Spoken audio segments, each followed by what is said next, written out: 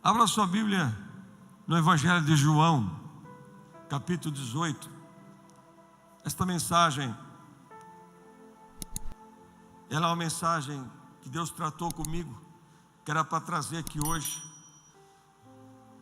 Eu não sei o porquê, mas esta mensagem,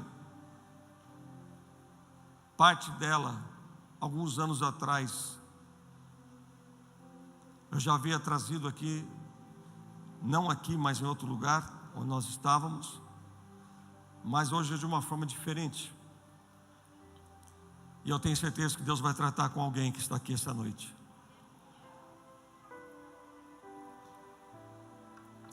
No Evangelho de João, capítulo 18, versículo 23. Quem encontrou, diga amém. Olha o que está escrito aí. Replicou Jesus: se falei mal, dá testemunho do mal, mas se falei bem, por que você me fere? Em outra tradução, vai dizer assim: Jesus respondeu: se eu disse algo errado, prove, mas se digo a verdade, por que você me bate? Por quê? Jesus está fazendo uma pergunta, porque os guardas estavam batendo no Senhor. Mas preste atenção, olhando aqui para mim, por favor. Esse bater não é um tapinha no rosto que Jesus estava levando. Jesus estava levando bofetada, soco. Somente porque ele falava a verdade. E ele estava diante do sacerdote Anás, sendo interrogado por aquilo que ele não fez, mas sendo interrogado pelo que ele era. É interessante que Pedro, nestes versículos anteriores, nós vamos ver Pedro fugindo. Nós vamos ver Pedro com medo. Aquele Pedro valente, que eu não vou deixar Jesus, ele some. Aquele Pedro que batia no peito, eu não largo de Jesus por nada, caiu fora, não quis nem saber, sumiu. O Pedro ficava escondido no meio das pessoas, sentava em fogueiras que não deveriam sentar. Aquele Pedro que dizia que não abandonava Jesus, por nada. Por isso que alguém, quando chega e me fala assim para mim: eu não largo Jesus por nada, eu falo assim: toma cuidado como você fala. Nós temos que prestar atenção na maneira que nós falamos, não deixar o que o nosso eu fale. Nós somos convictos de quem é Jesus, sabemos que Ele é o nosso Senhor, mas nós não somos autossuficientes. Existe aqui muitos, ou já se passaram muitos Pedros, que diziam que não largava Jesus por nada, mas na hora do perigo, abandonaram, saíram correndo, com medo. Mas não é de Pedro que eu quero falar, eu quero falar do Senhor, da atitude que Jesus teve aqui. Jesus fala algo muito interessante. Ele faz uma pergunta: eu falei a verdade, por que você está me batendo? Ele faz uma pergunta.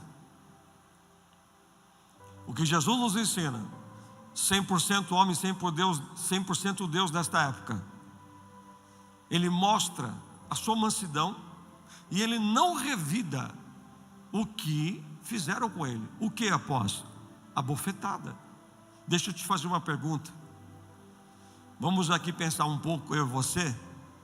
Se alguém te dá um soco na cara, mas bem dado, um soco, só porque você é verdadeiro, você não mente, você não fala mentira, você fala a verdade, e de repente vem alguém induzido pelo diabo e te dá um soco, o que você faz? Qual a tua reação? Não precisa me responder. O que você faria?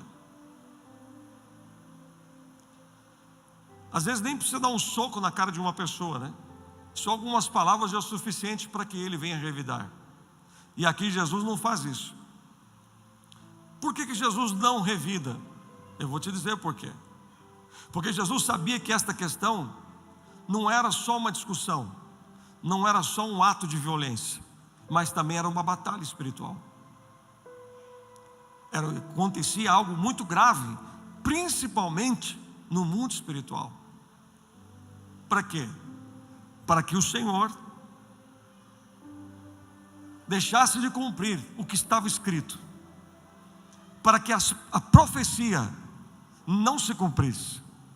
Então aqui nos mostra, Jesus aqui nos ensinando sobre este momento, qual a reação que nós temos quando alguma coisa vem contra nós, fora do normal. Jesus mostra claramente que ele está totalmente no controle da sua emoção. Como? Ele não reagiu. Fala comigo assim, ele não reagiu.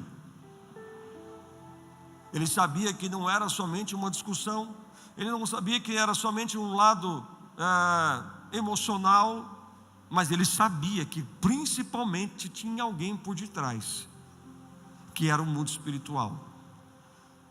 O diabo não queria de forma alguma que Jesus cumprisse o que estava escrito, ir até a cruz do Calvário. E por isso, o inimigo usou de armas que a qual ele sabe usar, que são as armas carnais. E as nossas não são carnais, as nossas são espirituais. Mas muitas vezes nós reagimos igual. Nós confundimos uma ação física, uma ação que é espiritual, com físico. E aqui você pode ver que era uma reação física, mas nessa reação física, sem entender nada. Mas por que está acontecendo isso? Por que eu estou levando essas bofetadas, sem saber por quê? Era uma reação espiritual. Não quero você. Eu não quero você. É como se dissesse assim para Jesus. E às vezes o diabo ele faz isso mesmo comigo e com você. Quando nós incomodamos o mundo espiritual, o inimigo vem tentar arrancar de nós algo que não deveria arrancar. O quê? O que é de pior. Quando erramos, pecamos, quando nós temos uma atitude que não era para ter, como muitos têm nesta hora, o erro que nós cometemos, o pecado que nós cometemos, nós estamos alimentando quem? O próprio que estava provocando Jesus, que era o diabo. O diabo sabia o que aconteceria se Jesus realmente cumprisse o que estava escrito, a cruz do Calvário, que ele ia ferir a cabeça da serpente, como estava escrito em Gênesis capítulo 3. E nós sabemos que o primeiro pregador da Bíblia foi o próprio Deus, que ele pregou ali para a serpente, para o homem, para a mulher, o que aconteceria no futuro. Deus avisou o que aconteceria, mas só que o inimigo disse: eu não vou deixar que aconteça o que se cumpra o que está escrito sobre ele. É assim que o inimigo tenta fazer comigo e com você todos os dias. Ele tenta causar em nós uma certa ira, porque a palavra raiva na Bíblia, eu fui buscar nos meus livros que eu tenho, nos meus dicionários, só aparece 2 vezes na Bíblia. Então a ira é o sinônimo de raiva. Então uma ira é parecido com uma raiva. E o que o inimigo queria gerar em Jesus era isto. Vamos dizer, uma situação que está acontecendo conosco, nós não encontramos motivo pelo que estamos passando, e o diabo quer colocar o que no meu coração, no teu o que? A ira. Pode ser que literalmente você não levou um bofetão na cara, mas vamos imaginar tomar uma bofetada. Jesus tomou uma bofetada de um soldado. Ele podia de fato agir como Deus. Ele podia agir de uma forma, querer, se ele quisesse mandar fogo do céu, queimasse tudo, ele podia. Quer um exemplo? Getsemane, quando Jesus ia ser entregue aos soldados, e soldados iam chegando junto com Judas Iscariotes. A Bíblia nos fala no Evangelho de João que Jesus faz isso. Imagina que os discípulos aqui na frente, e Jesus somente faz isso. A Bíblia diz que ele se adiantou. Ele não deixou os soldados chegar perto, porque ele sabia o que estava acontecendo com os discípulos, porque eles não tiveram nenhuma hora orando. Quantas vezes o Senhor se adiantou na nossa vida, para que algo pior não acontecesse? Só que Ele é o eu sou da minha vida e da sua vida. Quantas vezes o Senhor entrou na frente, na sua frente, para um impedimento Ele colocou, uma situação Ele colocou, para que algo pior não viesse a acontecer. Quando Jesus, eu quero falar agora do poder que Ele tem, um pouco, porque nós sabemos que o diabo tem poder. Tem sim, ele tem. Mas Jesus ele se apresenta como todo-poderoso.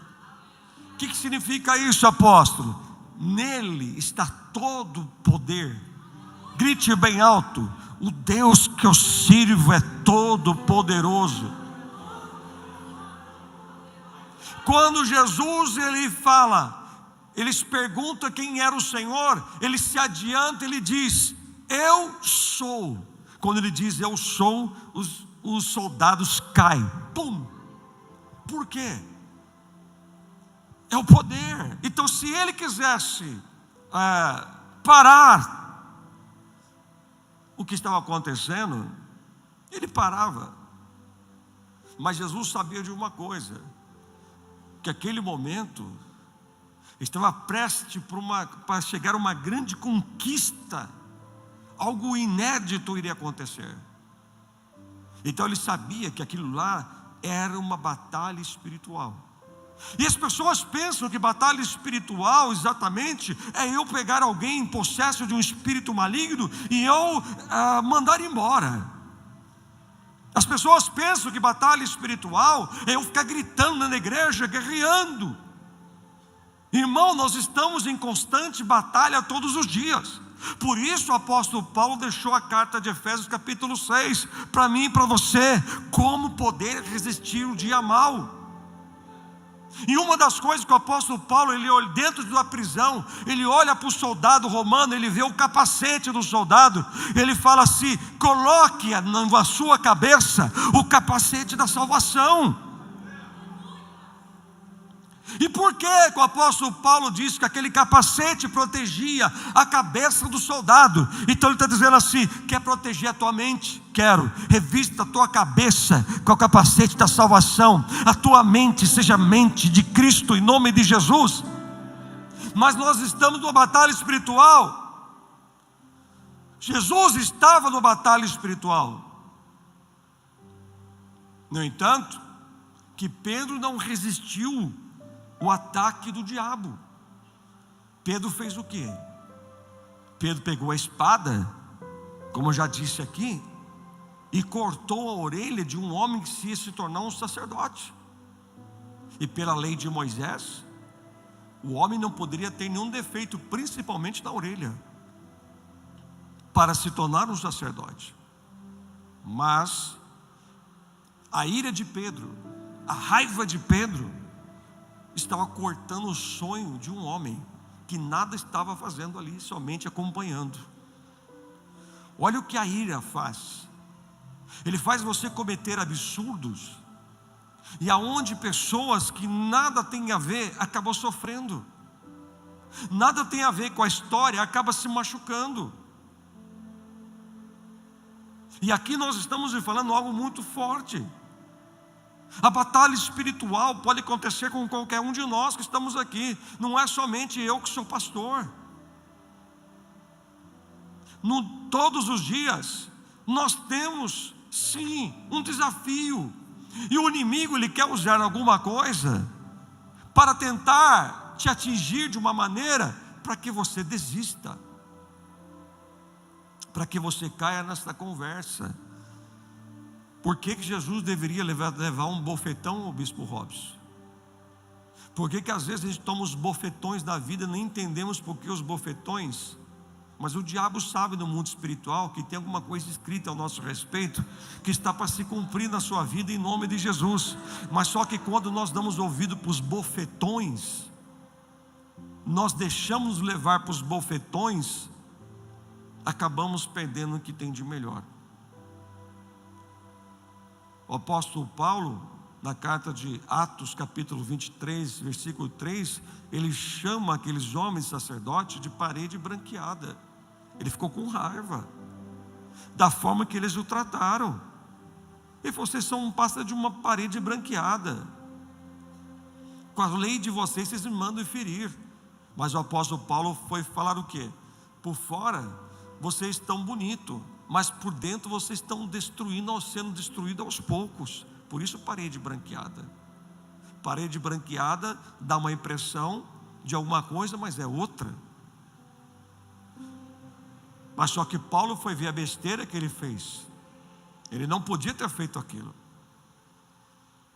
E aonde nós estamos vivendo uma época, repare para você ver, não precisa nem dar um bufetão na cara de alguém para ele perder a cabeça.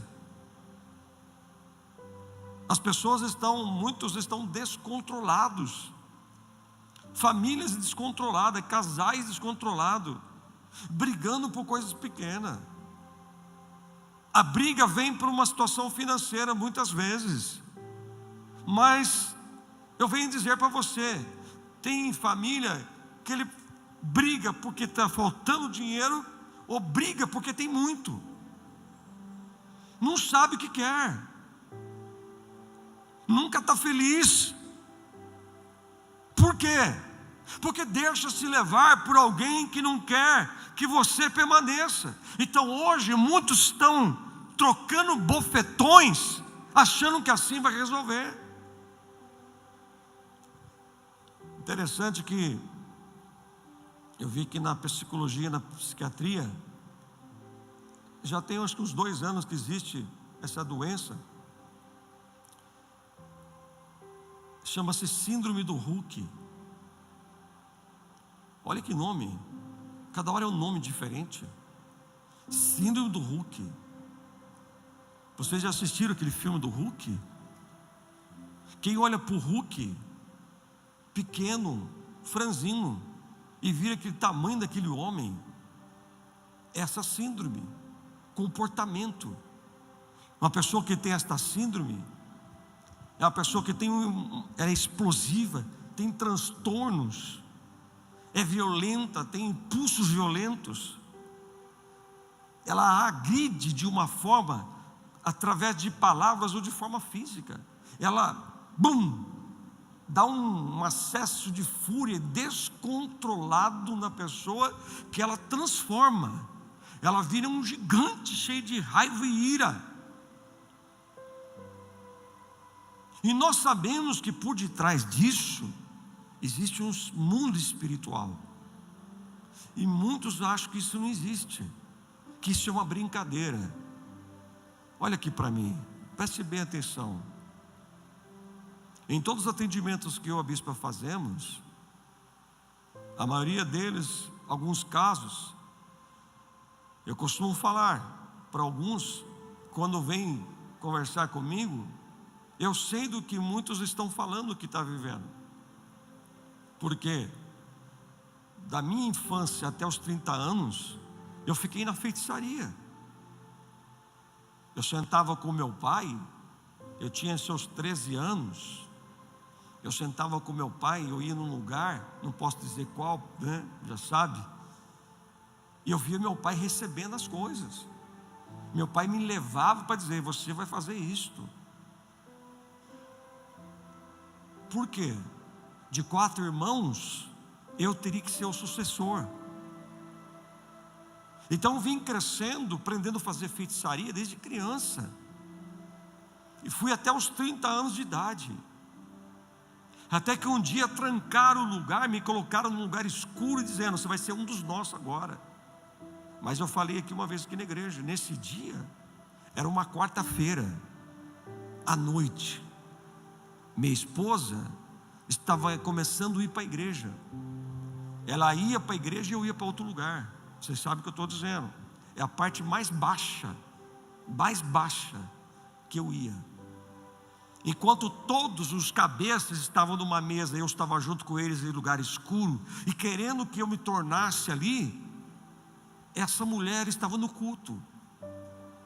E eles começaram a gritar: vai, você tem que deixar. Eu falei: não consigo, eu tenho um bloqueio aqui que não vai.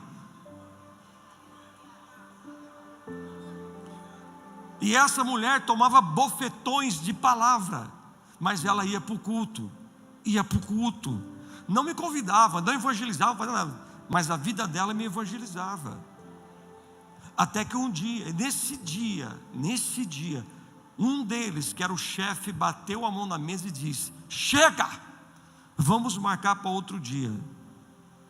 No domingo, eu disse para ela: me leva para a igreja. E aquele dia aceitei Jesus como meu Senhor e Salvador. Escute, querido, até quando você vai deixar ser vencido por bofetões? Olha só, escute aqui que a Bíblia diz em Salmo 4, verso 4, na versão NVT. Olha que interessante: não pequem a permitir que a ira os controle, reflitam durante a noite e permaneçam em silêncio. Vou falar de novo, em outra tradução da Ara: irai-vos e não pequeis, consultai o vosso travesseiro e sossegue. Que é uma outra tradução, NVI: quando vocês ficarem irados, não pequem, ao deitar, reflitam nisso, aquete-se, não durma irado, não durma com raiva, não durma querendo mal, você vai amanhecer mal do mesmo jeito e pior. Efésios capítulo 4, versículo 26 e 27, olha que forte isso: e não pequem ao permitir que a ira os controle, acalme a ira antes que o sol se ponha, pois ela cria oportunidades para o diabo. Sabe o que ele está dizendo aqui? Quando vocês ficarem irados, não pequem, apazigue a sua ira antes do sol se pôr, e não dê lugar ao diabo. Olha para o teu irmão e fala assim: não dê lugar para o diabo. Vamos falar aqui, não dá vontade às vezes você falar: eu vou falar tudo. Você já não ficou com vontade de querer revidar? Você deixou uma ira entrar no teu coração? Quando nós deixamos essa ira que a Bíblia está dizendo para nós, quando vocês ficarem irados, não pequem. Essa ira é uma justa indignação, pelo que eu estou vendo, uma justa indignação, não deixando o meu coração, estou indignado, que eu estou vendo, mas eu não estou deixando o meu coração se contaminar. Mas quando eu sou direcionado de uma forma pecaminosa, uma forma de ira, eu estou pecando. Eu posso perder uma grande bênção, eu posso perder uma grande vitória na minha vida, por não vigiar, quando o diabo vem com esses bofetões. Eu vou dar-te 2 exemplos para vocês de pessoas que perderam a cabeça. Um deles está em Gênesis capítulo 4, versículo 23. Pode ser que muitos não conheçam essa parte. Gênesis 4, 23 diz assim: disse Lameque, você quer acompanhar comigo? Está lá em Gênesis capítulo 4, versículo 23. Que às vezes eu falo rápido, alguns querem abrir, mas eu estou vendo a pastora Cláudia só com a caneta lá mandando ver, que depois chega na casa dela, vai comer tudo que foi falado. Gênesis capítulo 4, versículo 23 diz assim: disse Lameque às suas mulheres, eu dei uma encurtada aqui, tá? Aí ele fala: eu matei um homem porque me feriu, e um menino porque me machucou. Disse Lameque às suas mulheres: eu matei um homem porque me feriu, e um menino também porque me machucou. Só porque me deu um bufetão, eu acabei com a vida dele. acesso de raiva, acesso de ira. Será que isso está certo? Por mais que você tenha convicção que Jesus Cristo é o Senhor da tua vida, quantos acessos de ira você já teve? A Bíblia está nos ensinando, antes de você dormir, tira essa ira, não deixe o sol se pôr, aquete. Senhor, não deixa eu dormir desse jeito. Senhor, não posso dormir com o coração desse jeito, cheio de raiva, mágoa, ira. Senhor, me ajuda, me ajuda, me ajuda. Eu não posso dormir assim. Mas quando nós dormimos, nós estamos dando lugar para quem? Para o inimigo agir. Por isso que muitas vezes as pessoas amanhecem pior do que estavam, porque vão dormir da forma que estavam. Jesus disse para Paulo, que quando Paulo fala que ele era esbofeteado pelo diabo, escute isso, ele pediu para que Jesus tirasse dele aquele espinho da sua carne, e muitos até hoje não sabem de fato o que seria esse espinho. Há uma especulação que Paulo, ele teve um problema de visão, acabou tendo um problema de visão, quando ele encontrou com o Senhor, o sol do meio-dia, e Paulo ficou por um período cego, e depois de um tempo, através de uma oração que ele recebeu, Paulo voltou a enxergar, e alguns dizem que Paulo, devido a isso, passou a ter um problema de visão. Enfim, não se sabe de fato, mas Paulo estava sendo esbofeteado pelo diabo, esse espinho na carne, para que ele não se ensoberbecesse, ou seja, ele não se tornasse orgulhoso, por uma visão que ele tinha tido, que foi o homem que subiu ao terceiro céu. Mas Jesus aparece para Paulo e diz: Paulo, a minha graça te basta, a minha força, o meu poder, dunamis, poder, dunamis, aperfeiçoa na hora da sua fraqueza. Quando a tua carne está fraca, você se entregou para mim, aí eu venho com o meu poder dentro de você. Sabe por que você precisa de graça? Me pergunte por quê. A graça não nos leva a arrancar o espinho, mas vencer o espinho. Sabe o que Deus está dizendo para você hoje? Você está dizendo: Deus, tira essa luta. Não, você vai vencer essa luta, você vai vencer essa guerra, você vai vencer essa situação. Por quê? Porque você tem a minha graça. Fala assim: Senhor, encha-me da tua graça. Vamos falar de novo? Encha-me da tua. Às vezes nós não falamos assim: como é que você está, irmão? Só a graça. É o costume de muitos crentes, quando estão passando por um período difícil, desafiador, ele tem mania de falar: só a graça, só a graça. É mesmo, se não fosse a graça, você não estaria aqui. Mas quem sabe você tomou uns bofetões essa semana, alguém te provocou, alguém mexeu com você, alguma situação tentou tirar você do propósito, porque todo mundo quer o propósito, mas não sabe enfrentar o processo. O processo que é a questão. O processo não é para te matar, é para nos tornar melhor, porque é nesta hora que nós vamos mostrar e externar quem nós somos. Jesus, ele mostrou, ele deixou como exemplo o quê?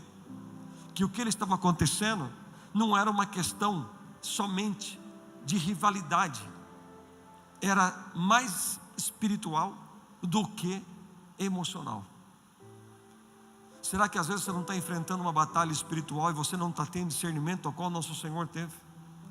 O apóstolo Paulo fala em uma das cartas de Coríntios, um dos 9 dons do Espírito, e um dos dons muito importantes, porque eu vejo muitos orando para o Senhor batizar ele com o Espírito Santo, mas querendo que o Senhor o batize com o Espírito Santo para ele falar em línguas estranhas. Claro, nós temos uma ideia que um dos primeiros dons que manifestou, que Deus derramou lá em Atos capítulo 1, em Atos capítulo 2, foi o de falar em línguas estranhas. Apesar que aquele pessoal, aqueles 120 que ficaram unânimes em oração, Eles não falavam a língua dos anjos, eles falavam a língua de todos que estavam ali reunidos de várias províncias. É a mesma coisa. Eu não sei falar inglês, mas a Bispa Ana, o Bispo Rony dominam o inglês maravilhoso, Lorde e tudo mais, né? Porém, é a mesma coisa. Você está, de repente, Deus derramar sobre você, como se você começar a falar uma língua que você não conhece. Mas também existe a língua dos anjos, que é a línguas estranhas. Então, quando aconteceu ali, por eles falarem a língua de vários ali daquela província, dá-se a entender a ideia que o primeiro dom que é derramado no batismo com o Espírito Santo é falar em línguas estranhas. E quando eu falo em línguas estranhas, eu com Deus, não há interpretação, eu estou edificando a mim mesmo. Mas quando alguém no meio da igreja começa a falar em línguas estranhas e eu começo a interpretar, Deus me dá o dom de interpretar o que o irmão está falando, Deus está edificando a igreja do Senhor. Então presta atenção, queridos, aqui nós estamos tendo uma aula da parte de Deus, como que nós somos, quem nós somos nos dias de hoje, e o que nós podemos enfrentar. E esta ira, esta raiva pode tomar conta de qualquer um que está aqui. Pedro, ele fala em 1 Pedro, do capítulo 12 ao 25, mas eu vou ler só o primeiro capítulo 2, perdão, 1 Pedro capítulo 2, do 12 ao 25, mas eu quero ler só o versículo 12, diz assim: procure viver de maneira exemplar entre os que não creem, assim mesmo que eles o acusarem de praticar o mal, verão o seu comportamento correto e darão glória a Deus quando ele julgar o mundo. Você está entendendo? O diabo pode usar alguém como usou o soldado para dar um bofetão na cara do Senhor, mas o comportamento dele pode ser que mais tarde aquele soldado deu glória a Deus sem perceber, pelo comportamento de Cristo. Aqui ele está dizendo assim: olha, procure viver de maneira exemplar entre aqueles que não conhecem a palavra, os que não estão na igreja, aqueles que não creem. Até mesmo que tem alguém dentro da tua casa que não crê em nada, que fala que não quer saber de igreja. Ele está dizendo assim: procure de viver de maneira exemplar. Exemplar. Quem está entendendo aqui? Está indo bem, irmão? Vocês estão entendendo aí? Ou eu posso parar? O que é que vocês querem? Para? Pode continuar até o final. Vamos lá.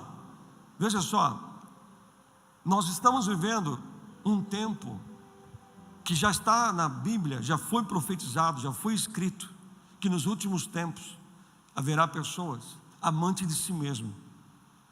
E esse amante de si mesmo, que diz segunda carta de Timóteo, capítulo 3, versículo 2, são pessoas egoístas, são pessoas que nos cercam, que estão dentro de um corpo eclesiástico, igreja, que pode te ferir.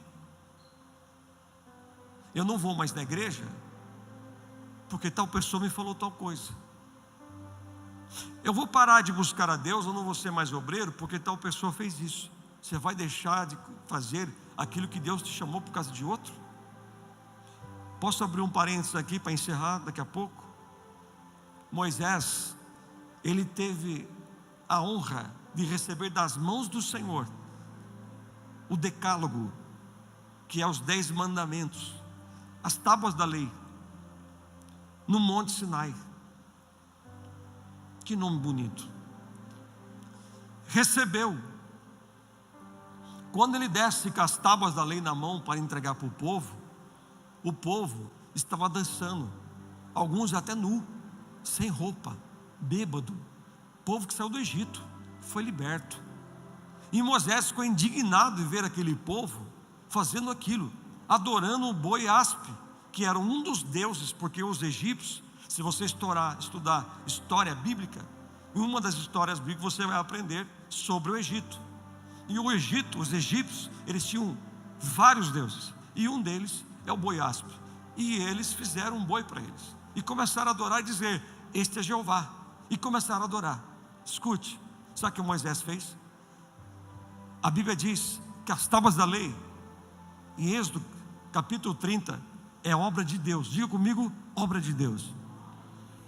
Moisés ficou irado, ele perdeu a cabeça, o diabo mandou um bofetão nele, ele pegou as tábuas da lei, ele quebrou, pá! E a Bíblia diz que Moisés quebrou a obra de Deus. Até quando você vai ficar quebrando a obra de Deus por causa de outros? Até quando você vai perder bênção, coisas lindas, por causa de outras pessoas? Vou falar de novo, eu não vou fazer mais isso, porque eu não aguento mais, é isso, aquilo. Irmão, a obra é contigo, a obra de Deus é contigo. Você vai quebrar o que Deus te entregou na tua mão? Levanta a tua mão assim bem alto, fala assim: eu não posso quebrar a obra de Deus. Mas olha o que a ira faz, eu e você quebrar aquilo que Deus, Ele mesmo escreveu com o dedo dele, e perdeu. Moisés depois, ele que teve que preparar as pedras para fazer os novos 10 mandamentos, fazer de novo, escrever de novo. Mas a primeira foi Deus que entregou. Quantos que não perdem a cabeça? Lameque, Pedro e tantos outros, apóstolo Paulo. Moisés pediu para Deus matar ele. Moisés não era para ferir a rocha, mas ele ficou irado. Deus falou para ele: fala para a rocha. Mas ele bateu na rocha, porque a pressão dos outros fica na cabeça falando, pessoas xingando, bofetões. Ele se irou, e ele fez o quê? Pá! Bateu na rocha.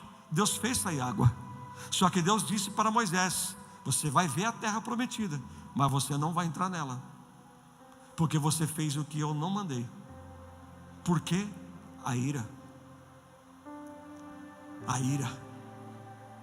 os bofetões. Tem gente que fala que tomou tanto bofetão que às vezes você fica até tonto, mas aguenta firme. Quando nós começamos a tomar alguns bofetões, é porque existe algo grande da parte de Deus para chegar na nossa vida.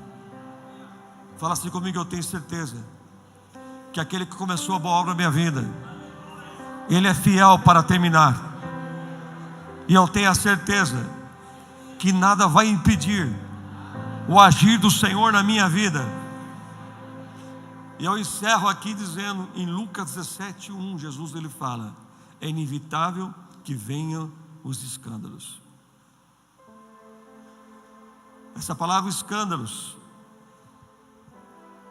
se você pegar o dicionário de Strong e ver a tradução do grego para o português, essa palavra ela é escrita como escândalon.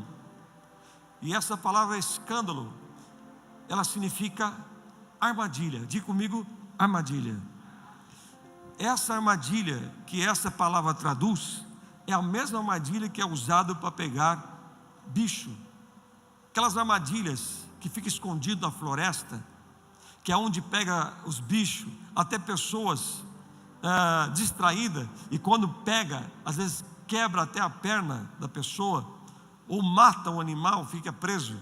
Então Jesus está dizendo assim: olha, toma cuidado para você não cair na armadilha. Cuidado, porque o diabo está querendo trabalhar sem você perceber, cair em uma armadilha. Estou triste, estou magoado, não quero mais saber, estou cansado. Aí o diabo fala, continua falando, que vai aumentar o que está dentro do teu coração, até você cair aonde? Armadilha. Jesus disse que nos últimos tempos muitos iriam se escandalizar. Nós estamos vivendo os últimos tempos da igreja da terra, e muitos vão cair em armadilhas. E qual a armadilha, apóstolo? Do diabo. Olha para o teu irmão e fala assim: irmão, se não fosse Jesus se adiantar na nossa vida, nós não estaríamos aqui hoje, nós já tínhamos caído em uma armadilha. Quem está aqui? E hoje nós aprendemos aqui que até este dia muitos vão se escandalizar, muitos vão cair em armadilha.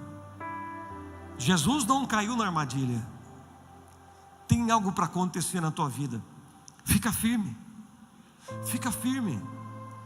Espera no Senhor. Quando a ira tentar bater no teu coração, quando você for dormir, irmão, tudo bem que você é ser humano, mas Jesus também ele era. Mas Jesus fez isso, como vai dizer Pedro nessa carta que eu li. Você vai ler do 12 ao 25, ele vai dizer lá no final: mas ele permaneceu assim para ser exemplo. Exemplo para mim e para você. Esse negócio que às vezes nós falamos, eu não aguento. Aguenta. Tem hora que, puxa, dá, meu Deus, mas aqui nós temos que entender uma coisa. Um exemplo que eu uso para nós entendermos aqui, encerrar, é um exemplo lindo que eu aprendi com Deus. Rio Jordão é rio que desce, ele é uma descida, e ele termina no Mar Morto. Olha aqui para mim, não perca um ponto da palavra, isso é importante. Rio Jordão, ele é o rio que desce. Mar Morto significa que não tem vida dentro dele, nenhum tipo de vida. Se você tentar colocar alguma coisa lá dentro, morre. Mas o Rio Jordão tem vida. Jesus ele diz em João 10:10, eu vim para dar vida e abundância. Aí alguns pegam essa vida e abundância e falam assim: é riqueza, é dinheiro, é carro, é isso, é aquilo. Você não entende. Deixa eu te falar para você. Vida abundante significa vida Zoe. Zoe significa a própria vida de Deus dentro de nós. Dentro de nós. Grite bem alto: eu quero isso dentro de mim. Grite, grite: eu quero a vida de Deus dentro de mim. Fala, fala, fala: eu quero essa vida. Agora veja o que acontece. Rio Jordão manda vida, cai no Mar Morto, morre, porque está morto. Tem gente que assim, Deus está mandando o quê? Vida, mas muitos estão aqui morto, cai, morre. Deus não quer isso. Deus trouxe você aqui hoje para tirar esse mar morto dentro de você e transformar você aquilo que Ele quer. Tudo que Ele mandar para você vai ser transformado em vida. Vida, vida, vida. Você procura aqui, procura ali, para tentar tirar esse sintoma, tirar esse mal-estar. Quantas famílias estão assim? Dentro de casa é mar morto. Não tem alegria, não tem felicidade. A felicidade não está naquilo que eu conquisto. Deus ele pode dar sim, dá, é bênção você ter, conquistar, ter condições para pagar, enfim. Mas uma coisa que nós temos que aprender: muita gente não é feliz hoje. Não é porque ele não tem, é porque ele não tem o que precisa. A vida Zoe, a vida abundante, a própria vida de Deus, fluindo dentro de mim. Tudo que Deus manda não morre, tudo que Deus manda frutifica, tudo que Deus manda prospera dentro de mim. Mas Jesus diz: eu vim para dar vida Zoe para vocês. Mas o diabo, ele veio para matar, roubar e destruir. Mas eu vim. Eu não vim para te matar, eu não vim para te roubar, eu não vim para te destruir, eu não vim para trazer confusão na tua vida. Eu vim para te trazer vida, Zoe, vida de Deus. Grite bem alto: eu quero vida de Deus dentro de mim. Fica de pé, por favor, dando glória a Deus, aleluia.